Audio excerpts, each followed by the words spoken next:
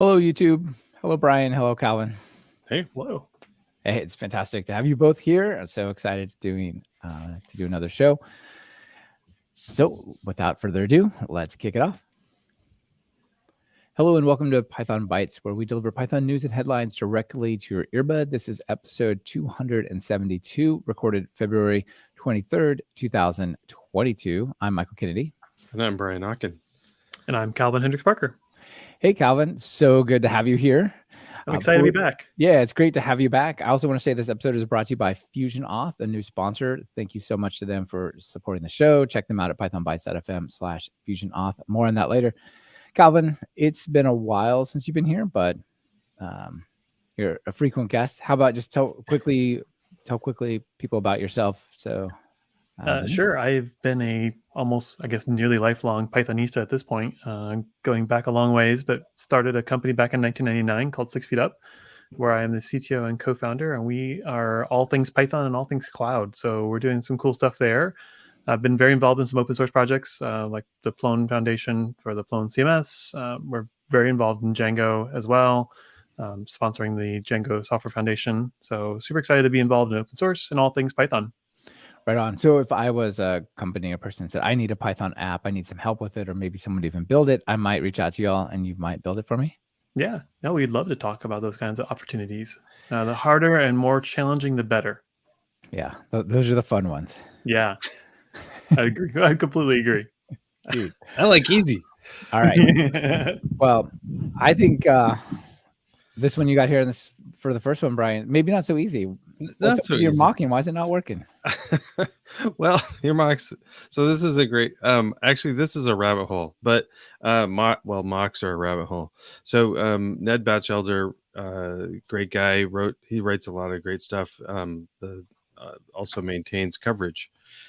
But he wrote an article called "Why Your Mocks Still Don't Work," which is a reference to an earlier article he wrote called "Why Your Mock Doesn't Work," and he wrote that in 2019. So if you haven't read this first, so I'm going to go back and recommend both of these. So "Why Your Mocks Don't Work," or why your mock doesn't work, is an excellent article. It starts talking about just like to think about how mocks work, you really have to understand Python namespaces and names and how imports work and all of that stuff. And maybe you don't think you should have to, but you kind of do. So and imports, those are not entirely obvious. Like the way that happens compared to other languages, right? Where you just say, I'm using this library. There's like, it's way more direct. So Ned starts off with like this really great example of just basically two variables, X and Y, pointing to a number. And if you assign into each other, but you don't really point at another variable, you point at the thing that the variable is pointing to. If you assign X to Y or Y to X or something. And this does have to do with importing, because the names that you import are just kind of variable names that point to something.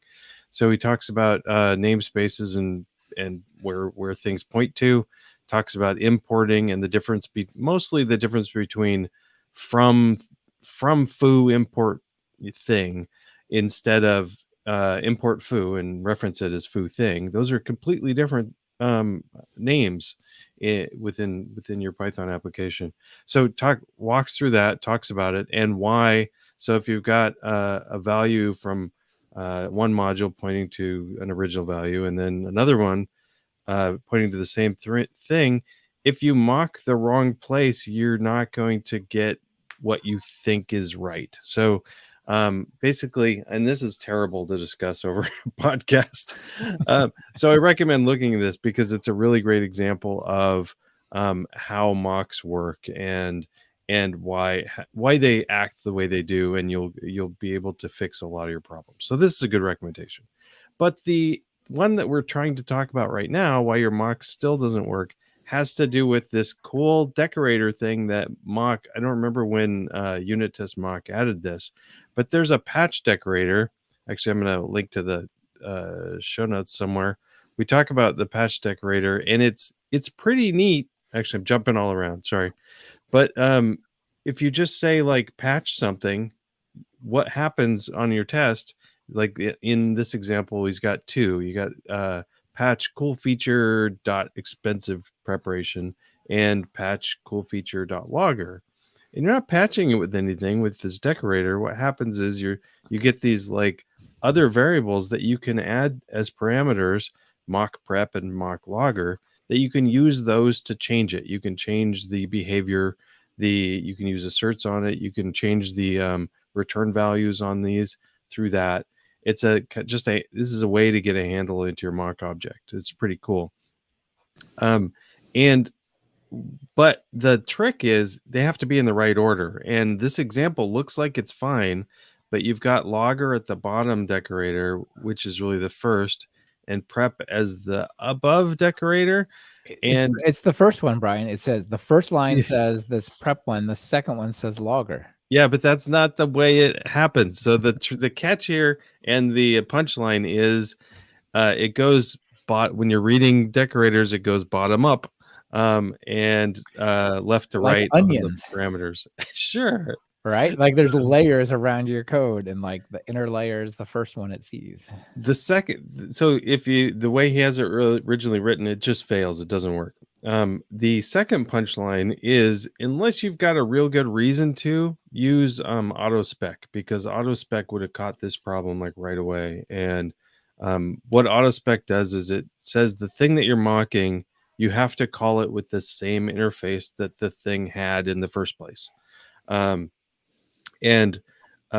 if you've got a class or a module that has a function in it, you can't call other functions, whereas normal mocks, you can call whatever you want.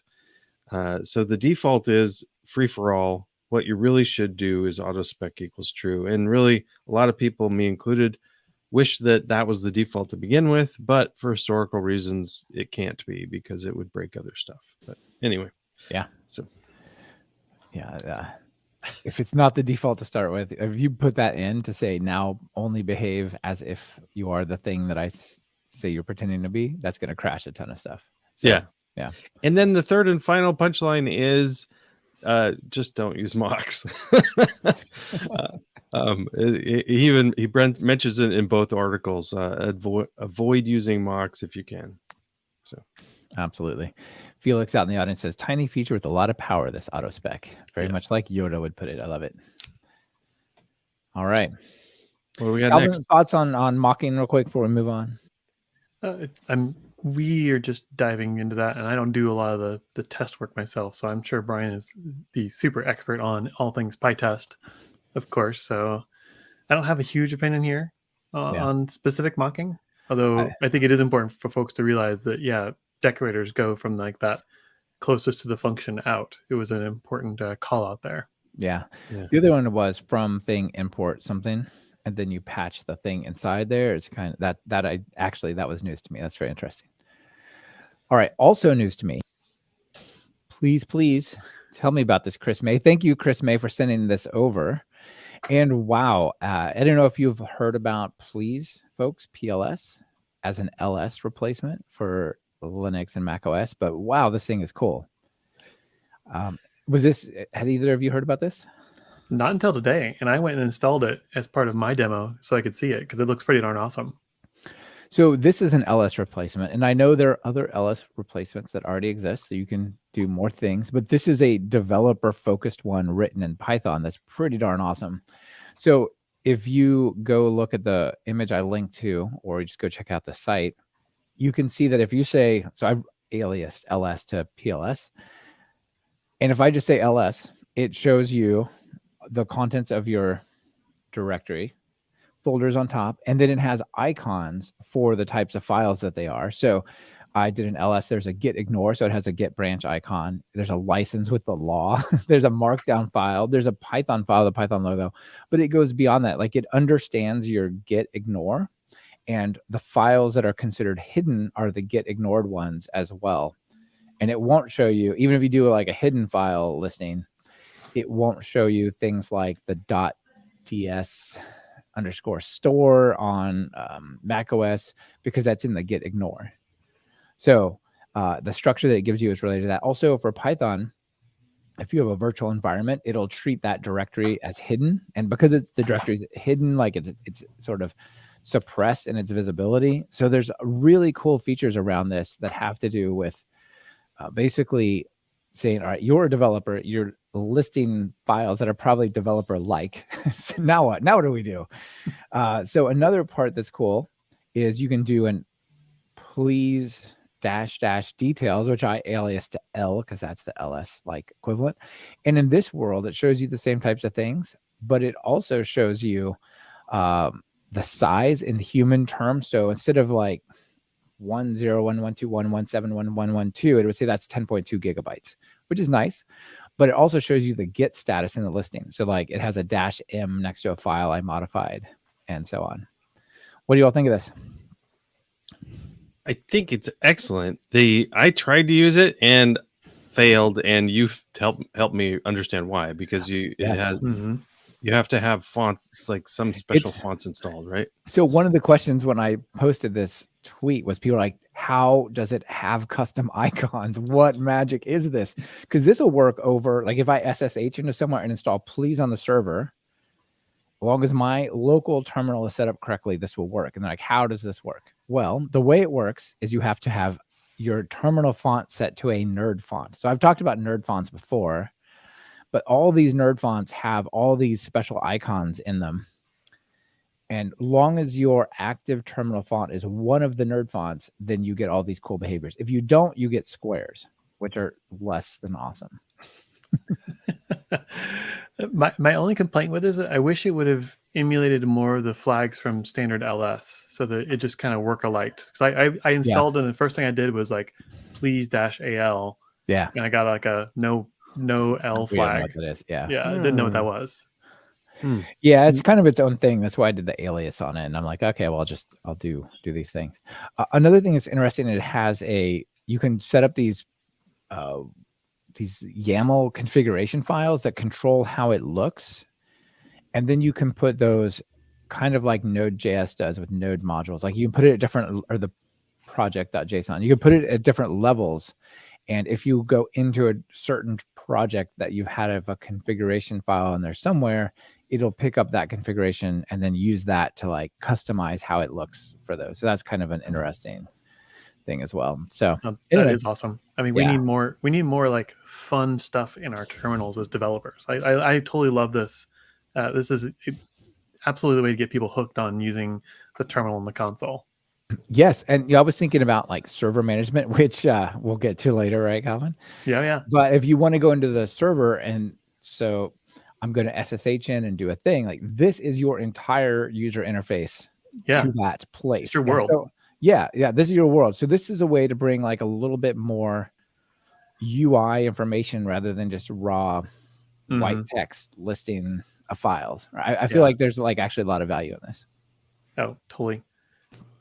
Awesome. Let's see. Dean out in the audience and former guest says, I thought my life was complete until today. I didn't know this was missing from my life, but it is.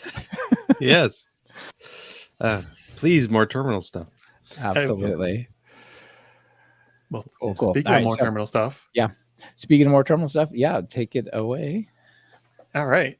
So we over at 6 Feet Up, we've been very focused on the developer experience. And so once a week we get together and talk about we could do a called code review, but really it's more of a show and tell. And this is something I showed off last week at our code and review and show and tell, which is a terminal that is GPU based and written in Python. It's called Kitty. If you've not used it, it actually is a super awesome, super fast. Basically, I don't know. I found it to just be a super smooth experience. And the reason I had revisited it was I'd been using Tmux forever, and before that I was using Screen. And I wanted to like just have the ultimate power tools available to me as a developer, and as my primary mode of operation is basically hanging out in the shell or an editor all day long. So I want the best tools possible. So I'd highly recommend folks check out Kitty. It is absolutely tuned for performance. And you may ask, well, why the heck would I want a GPU-enabled terminal that's just showing me text? It's because I want the most performance possible out of my system when I am using it. And so I actually was going to give a quick little demo here of Kitty. This is actually using PLS. It's there, yeah, I see it. Fantastic. Yeah, I have the right. What is this? Oh my posh. Also, what do you got for the? Oh, for the bullet train down there. So it's Yeah. actually bullet train core. It's not maintained anymore. That's probably my next venture is going to be replacing that line with Starship some or new, something like some that. yeah, some exactly some new, system for showing my awesome like prompt up there. But yeah, if you get the right fonts installed and all that, Kitty supports all that stuff seamlessly. It's very, very fast. And one really cool thing, since we're all like Pythonistas and people who are listening to this would totally relate, you can extend Kitty with kittens that are basically Python plugins for Kitty. So if you actually, I'll give you a quick example. So if It's I run terrible. Kitty, it is. I Kind of love it. love it actually. So you invoke Kitty with the kitten flag and say like what kitten you want to use. In this case, I'm going to use iCat. And I'm going to just basically echo out a Slack emoji that we use for Python. Oops. Oh no, is this like going to be like the total like demo guys not being very kind to me now? Oh, I love that your prompt has the Python version and stuff in there. That's great. But yeah, if you're in a specific like PyEnv area, it definitely shows up. Let me just like try it here. iCat Python. Oh, there we go. So I must have just been in the wrong directory. But so you can actually show graphics on the screen. So if I want to look at an image real quick, I don't need to go to Finder and open up Preview and like do a quick look on an image. I can actually like, quick look on any image I want. Now, one of the things I did want to show off, if I go back to the director. For people who are listening, this looks like a full high-res image in the terminal. Yeah. So based on a PNG. So I used iCat, which is a kitten, to display an image directly in the terminal. And now if I wanted to show even something cooler, because one of the features of Kitty is it's basically got a graphics subsystem in here. And if I wanted to like look at my markdown files, normally if I'd use bat to look at my markdown, like for the README that's in here, you get the kind of content highlighted markdown, kind of cool, not super great. But if I do mdcat, which is Kitty enabled, it actually leverages the Kitty subsystem here. I can actually review my markdown file with images in line. So you can see that the XKCD cartoon is actually embedded into the README of that document. And it does a little better job of like coloring and highlighting the syntax. So if you want to preview markdown documents without, again, not going to preview or not going to like rendering it to HTML and viewing it in your browser, you can actually view it right in your terminal with the images shown in line, which is super awesome. And one last thing, one more trick I'll show you. There is a Kitty kitten for viewing diffs in a rich tool. So if I do git diff tool, I've configured with my .git config to configure an alternate diff tool for diff, and now I get this really beautiful high res graphic representation of my diff, my files. So really kind of pretty. You can see there's two diffs, two different files. I can page through the different files, and it shows me side by side diffs. Is that still in the terminal? That is still in terminal. I did not leave my terminal. It looks like a new window. It did. It looked like a new window, but it's actually all in terminal. So you can stay in your terminal, stay at your keyboard, and all the shortcuts are super nice. One last thing.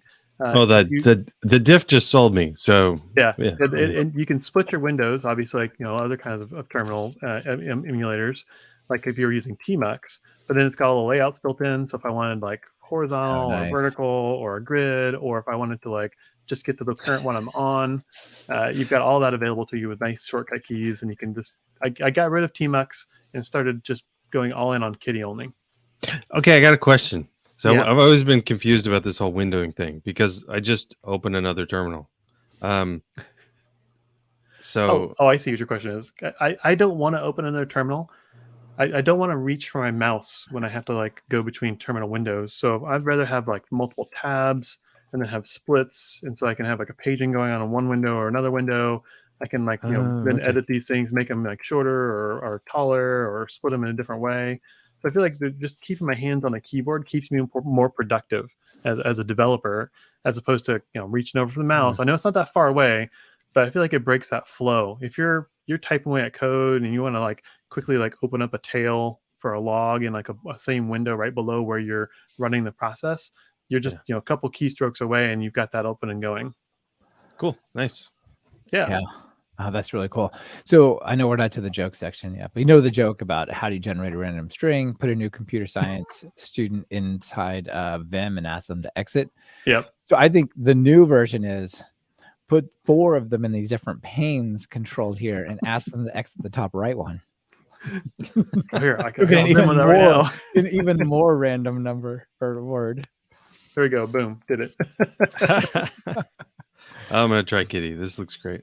It's Alright. super configurable. It supports all the nerd fonts, all the color schemes. I've got there's a bunch of cool plugins for it. I've got a search plugin which searches through your terminal.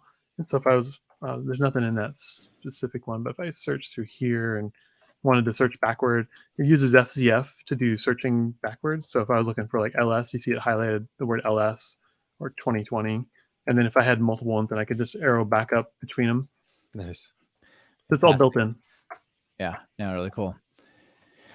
Also, really cool is our new sponsor, Fusion Auth. Thank you to them for sponsoring this episode. So let me just tell you really quickly about them. They're an authentication and authorization platform built for devs by devs. It solves the problem of building essential user security without adding the risk and distraction from your main app. Fusion Auth has all the features you need to for great support at a price that won't break the bank. And you could either do self-hosting or you can get a fully managed solution running in any AWS region. So if you've got a side project that needs a custom login registration or multi-factor authentication, social logins, or user management, you can download Fusion Auth and get the community edition for free. And the best part is you can have unlimited users and there's no credit card or subscription required for that. So check them out at pythonbytes.fm/FusionAuth or just click the link in your podcast player show notes and let them know you came from us. So I want that t-shirt. That's cool. I know. Yeah, you get a cool t-shirt, cat / etc/ password D. Yeah, very cool. Nice. I love when you get a cool t-shirt from our sponsors. Yeah. All right. Plus, who doesn't like cats? I know. And kitties. Yeah. I mean, And kitties. I can tell that you're already a fan of kitties. Well, so I don't know if Kitty is parallelized, but yeah. So I want to talk about parallels and parallelization. Say that 3 times. Anyway, I found this article by Jamie Welta.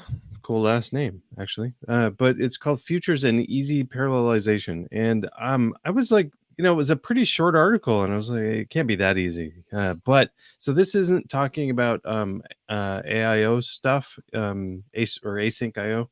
It's talking about this one is talking about thread futures with threads, and this is it's pretty cool. The idea is you've got, and it starts off with a simple example. I just have some work that I want done, and I want it done on different threads or different processors. So this example brings up a thread pool executor, and then runs them all at the same time. Does an executor submit, and it's just a small snippet of code, just a handful of lines. And then I tried this out. So this example actually is kind of boring. It's just doing like a power x to the power of 2 or x squared on a couple of things. I think that's what star is, isn't it? Is that power of? I don't remember. Power of 2 x, yeah, x squared.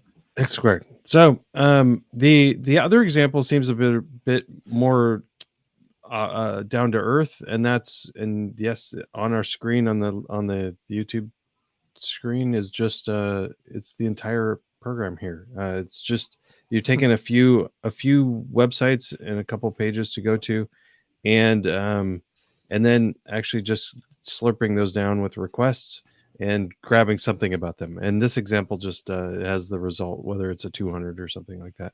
But it's a really short example, and you've got parallelization going on. And I played with this, just downloaded it. The only we'll have it in our show notes. The only error on this that I had to do is it's using time in here as just like a debug thing, and the example doesn't import time, so you have to add that import time, and it runs just fine like this. And this is a pretty quick way to add parallelization for some quick task. So I kind of like it. There's occasionally, especially like I would do it. There's a lot of huge log files I have to parse, or big data files that I'm looking for stuff on, or grabbing error logs off of different systems. And this would be a great example to just grab them all at the same time and pull them in. So yeah, Yeah, this is nice. One thing that's cool about the futures you get back from the thread pool executor is you can say .result and it blocks, whereas on async IO it throws an exception and says it's not done rather than just blocking. Oh yeah, and that the article kind of talks about that. It's one of the simple things is you tell the executors, you call executors submit, and that gets the jobs ready, but that doesn't block. Those are you can submit as many as you want.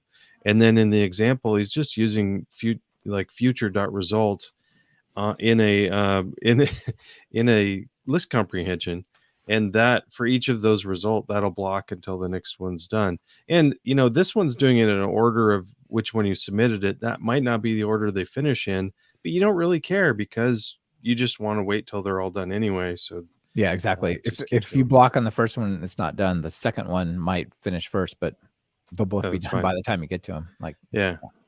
And this looks a lot more natural for folks who may not be used to like async IO too. Oh, I've been deep in the async IO world last week. It all feels natural to you. And that's and I have scars now. Let me tell you. That's exactly why I wanted to bring up this article, is because there's a lot of stuff where like a maybe a DevOps person or something. Right. They're not writing async programs, but they might have async need or asynchronous needs that can be solved with some simpler code. So yeah, this is very, very elegant, easy to understand. Yeah.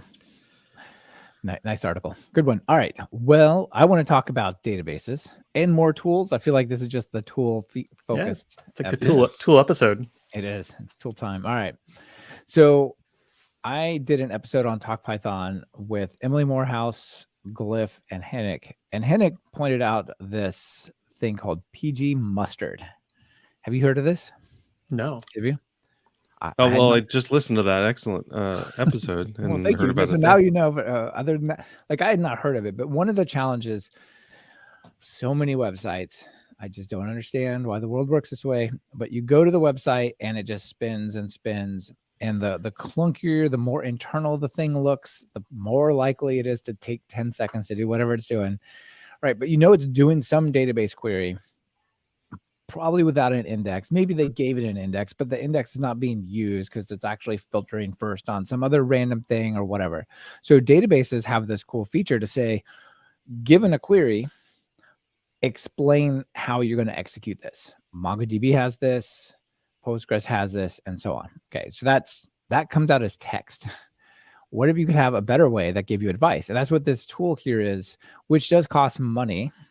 So just to be clear, this is a commercial thing, but I thought it was cool enough that I wanted to point it out to people. So what you do is you give it your basically a select statement, and you ask it to explain it, and it'll break down the explain statement into different sections and tell you this part is really good, this part of the query could be improved, and so on. And then it gives you, so like it'll show you this beautiful visual way of explaining it, and then you can dive into it. And if you click on it, it'll tell you things like, okay, this is a nested loop, and on this part of the query, it took 152 milliseconds. You got 100 rows back. And then it actually describes the situation, why it's good or bad. So for example, it says you got 5 stars because you discarded 1.3 million rows. That makes it faster, but you only got 3.2 stars because the row estimate was off by a factor of 42. Try to get that from text, right? This is super helpful if you've got a slow site that you want to say, okay, this page is slow. These are the 3 queries that run when we pull this page. Why are they slow? How can I make them better? So it's, we talked about the regex 101 thing, how it like kind of guided you through and gave you recommendations. This is like the database equivalent. This is nice. This is awesome. I can't believe I've never seen this before. I know. Well, I can't either. I've never seen it either. Now, from the interview, it sounded like it would recommend how you could change your query to make it better. Is that something it has in there, or did I imagine that? I believe so. And I believe so. If you open up this 3.2 stars, I think it'll give you descriptions about what could be better in there. So it can give you performance advice, including high index potentials, poor index efficiency, disk operations. So like you've got to read too much off disk to answer this question. Poor cache performance, excessive heap fetches, read efficiencies, lossy bitmap scans, and on and on and on. Right. Wow. So it's pretty cool. It runs on Postgres 9.6 or newer. I hope you're newer than that 9.6. That's pretty great. It supports that far back. Yeah. Anyway, it is a paid tool, but man, if you could for $95 make your website 10 times faster, and people have been complaining, you don't have to rewrite anything. You just put in like a slightly different hint or index or change the order of a query. Like that's worth a lot, I think. I think I'm just going to try to learn this and then set up a page to say I'm a database optimization consultant and just run this in the background. And look, $500 an hour. I will absolutely come in there. Yeah. And I have this new business idea set of tools that I can't talk about it, but you let me in there and magic's going to happen. I shouldn't have said that out loud. Yeah, well, the market will be swamped with these folks. Yeah. Anyway, I thought this was cool, so I wanted to give it a shout out. Cool. Nice. That is super cool. Yeah. All right. Calvin, you got the last one? All right, last one up. Continuing the tools parade. Another tool. This is also cross-platform. I didn't mention that before. One of the reasons I really like Kitty was the fact I can use it anywhere. Linux, BSD, Windows, Mac. There are downloads for all those platforms. This one doesn't support Windows, but it does support Linux, Mac, and FreeBSD. It's bpytop. I used to be a long-time user of Glances. And if you didn't know what Glances was, you were also missing out, because Glances is an awesome way to see what's going on in your system, like what I/O is being used, how much memory is being used, how much swap's being used. And bpytop is kind of the next generation of that. So I will show a quick little demo of this one as well. So for those of you who aren't familiar with Glances, this is what Glances looks like. I got, sorry, little interruption there. But while I'm live here on the podcast, this is Glances. It's kind of like more text, very texty, kind of old school looking. But if you just pipx install, and that's how I typically install these kinds of tools, is we'll install. Sorry about that. It's all good. Yeah, pipx is the homebrew. Oh man, it's amazing. Things, right? That's how you just pipx install bpytop. And if you don't have pipx installed, you should install pipx, because that'll get you access to all the stuff and your path's all set up. But now I just use bpytop, and you get this like nice colorized, view of like a dashboard. It's all really like just laid out well. And then all of the you can kind of see on here, there's like characters that are shaded in a different color. If you hit those characters, you'll be able to like resort, or if you see the little numbers, I can hide and show the CPU or the memory graph if I don't care about that one so much. So for people who are just listening, here's a terminal app that has like task manager, or activity monitor levels of sort of graphs going on of like, here's the CPU over time, here's the running processes sorted by CPU, here's the network. This is probably more useful than activity monitor, honestly. Oh, I think it is. I mean, what's nice is you get that trending metrics over time. So you can see by CPU core or by like kind of aggregated CPU view how, if you're seeing like spikes or what. And this is really useful if you're on a server and like something's periodically happening, you're not sure what, and you can kind of track down like either I/O issues or CPU spikes, and you can kind of see if they're becoming very like periodic. Maybe they're happening every minute or every like 5 minutes, like on the dot, and you're like, oh, that's weird.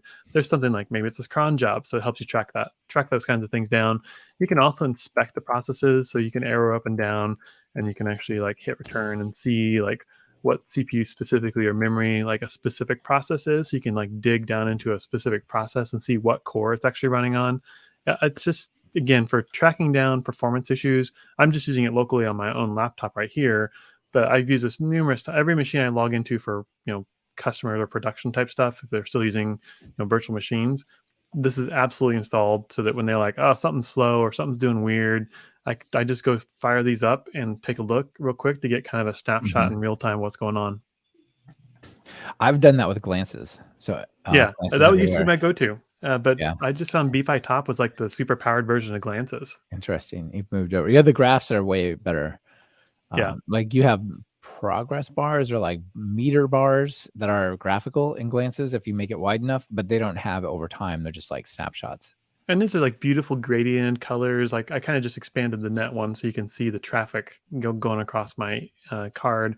You can also switch back and forth between different interfaces on the system. So if you've got multiple network interfaces, you can Oh, nice. see either the aggregate or just for a specific interface.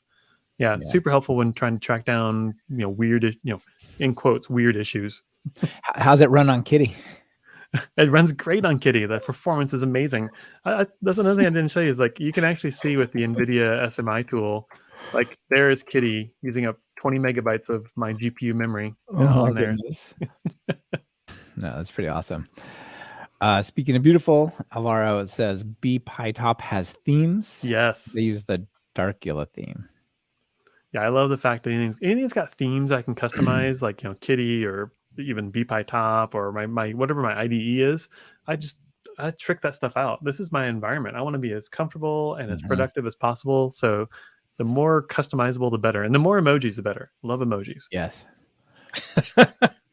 There's something to be said about it. If you sit down and you're like, I'm excited. Look how cool this is. I'm excited. Look how to play cool with it this. is. Yeah. You're like, oh, Yeah. I'm using like an old version of Bash with nothing else installed. This is not as much fun as I envisioned it to be.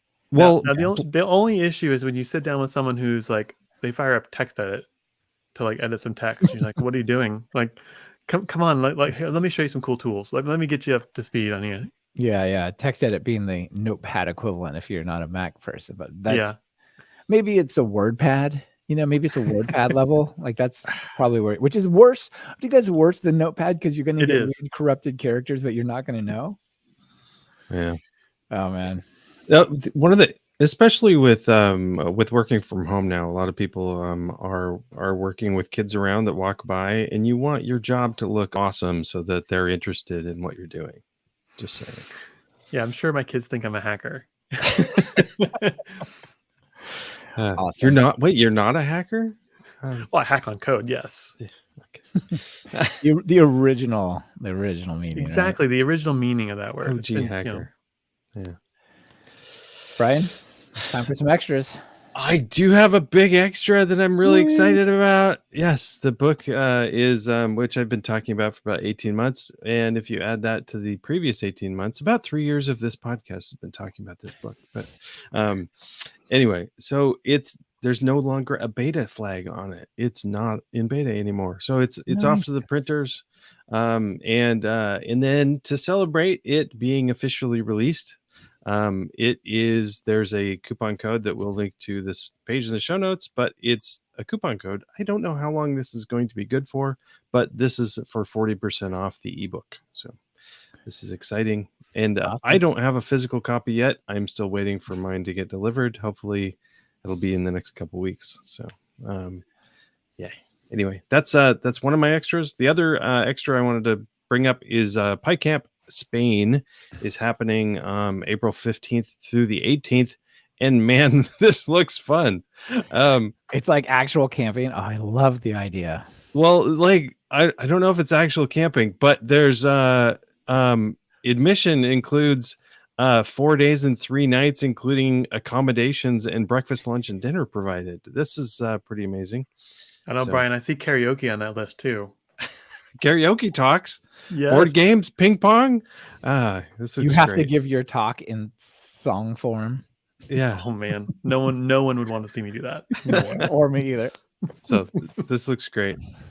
That does look like a lot of fun.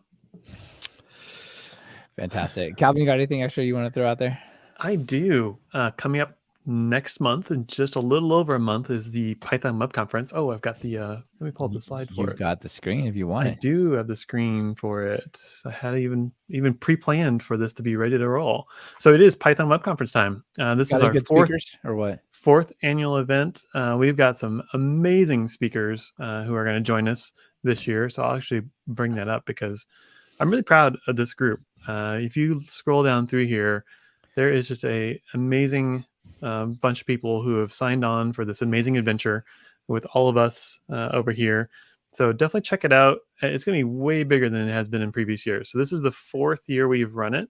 and I believe we've got 90 speakers this year. Wow. We're doing 5 tracks across 5 days. So there's 2 app dev tracks, a culture track, a cloud track, and a PyData track.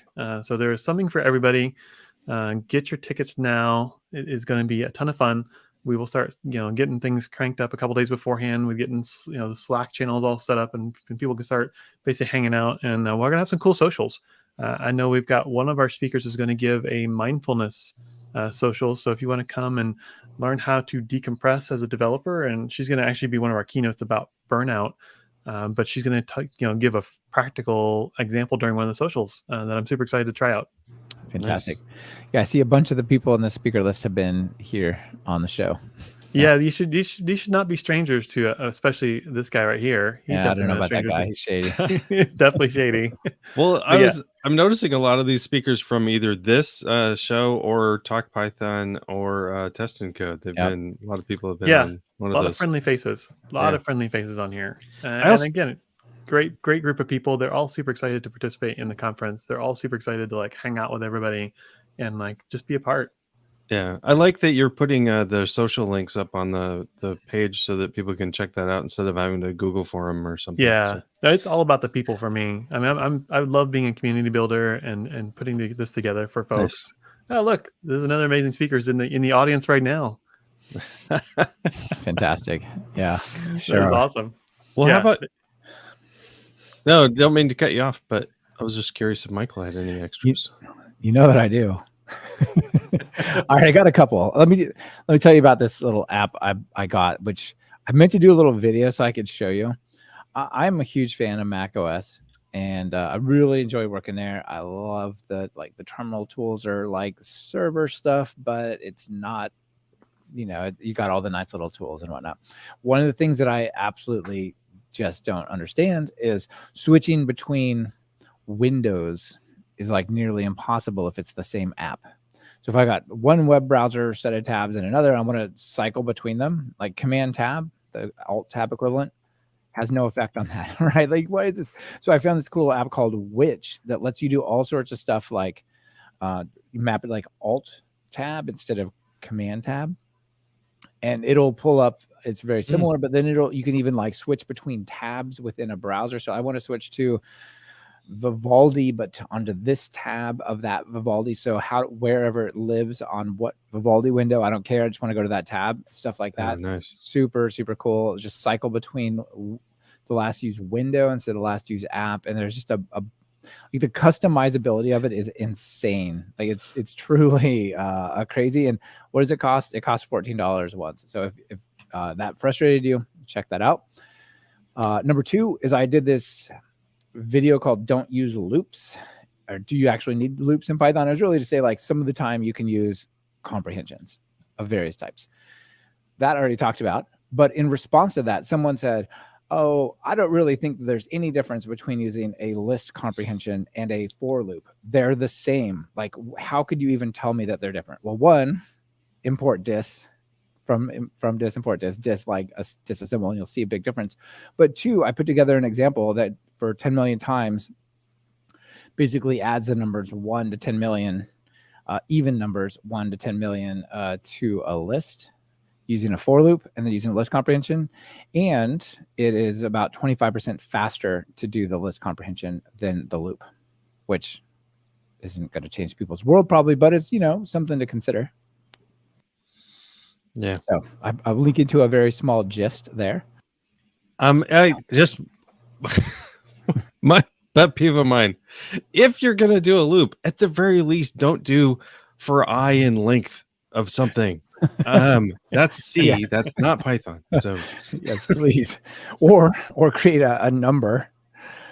Count equal, I equals 0 while I less than this I plus on the inside, right? There's a lot of bad variations. Yeah, those are I intentionally put things like that in interview questions to try to see if people are really Python programmers or if they're exactly C programmers. But, and it might be fine that you're a C programmer coming into Python, but sometimes people will be dishonest with you during the interviews. Oh yes, I use Flask all the time. All right, how about you create a hello world view and run that. Like, I can't do that. Like, okay, well, then you probably don't use Flask all the time. You might use it sometimes, but not 8 hours a day like you told me. All right. Another similar little gist thing is I was working on using a database API that is async only, but I want to use it in the web app that is not async at all. How do you do that? All right. We talked about like the result and blocking and all how painful that is. So I came up with this little gist that was working great in production, in dev. So this really simple thing, you can just wrap up an async call and say, run it. It internally manages a little loop and it calls run async. So if you've got like a database async call, you can just say, go to the call and just say run whatever, get the thing async with the parameters, right? So it's not like a decorator. You just call it. Really simple. In practice, what I found trying to deploy this to a website was the database backend was doing weird stuff with like what thread it's running on. The web server MicroWhiskey was like shuffling around like the order of when stuff ran on different threads, and it was freaking out the event loop. And you get all these errors about like this thing has become detached from its async IO loop, or it came from one loop and is trying to continue on another loop. Just like, oh no, what is all this? So I ended up coming up with a massively crazier version that people can check out that basically coordinates all the work to a background thread, runs it all in the same place, and then puts it back. It works fabulously. It is horrifying. So you can take it for what it is. Anyway, as part of this conversation, I mean, it works really well, but it looks really bad.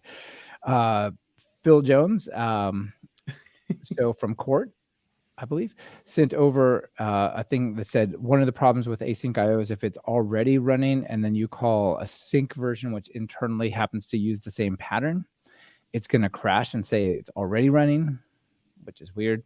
So there's this thing called Nest IO, which allows you to basically have a re-entrancy. So if you get the runtime error, this event loop is already running. Well, if it is, just run, whatever. But that's the error you get. So this will allow you to basically continue on in the same loop. Anyway, those are all my extras. I thought those were all a little fun. Nice. I can't believe combining threading and async IO in the same little submodule is brave. I did not get to that position willingly. No, not at all. But everything I had tried, it didn't matter. And people say, oh, you should use asyncio.run. That manages it for you. Yeah, except for that it wasn't working in the weird web servers that are doing all sorts of threading tricks. And right. It was the only thing that worked. And so there it was. All right. That was not funny, but maybe I've got something funny for you. You guys ready for a joke? Yes, always. Okay. Definitely. So,